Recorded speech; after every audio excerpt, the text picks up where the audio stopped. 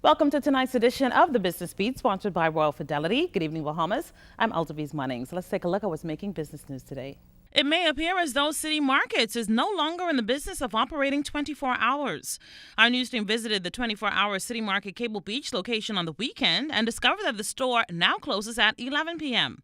And when we made more inquiries at several of the New Providence-based stores this week, we found out that all of them now close at 11 p.m. We can also tell you that staff have been relocated to the old Burns House building on John F. Kennedy Drive. Now, our team made several attempts to confirm this information with City Market's president, Mark Finlayson, but our attempts were unsuccessful. We'll continue to follow this story. $100 million. Kerzner International officials are about three-quarters of the way in spending that amount on upgrading the Atlantis Resort on Paradise Island.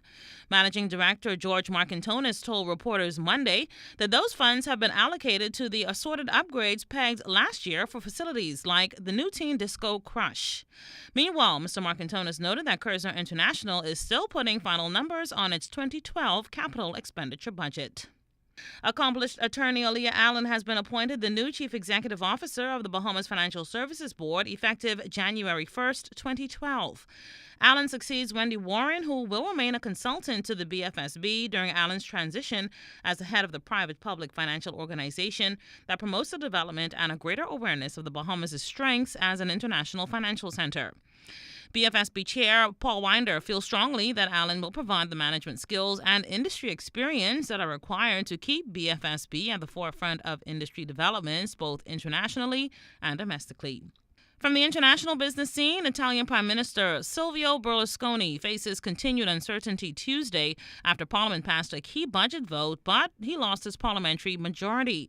The budget passed by 308 votes, with all those present in the lower house voting for the measure, with one abstention.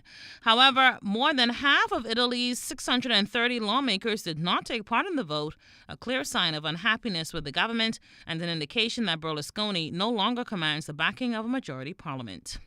In regional business, French petroleum products distributor Rubis is to acquire Chevron's fuel distribution operations here in the Bahamas, the Cayman Islands, and the Turks and Caicos Islands.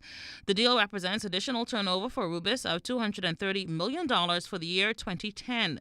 This transaction, which will be fully financed by existing bank credit facilities, is expected to boost the group's existing operations in the West Indies by almost 75%. Remember, you can send us an email or join us on www.znsbahamas.com or become our friend on ZNS's official Facebook page. And we want to thank you for watching tonight's edition of the Business Beat, sponsored by Royal Fidelity. I'm Biz Nov.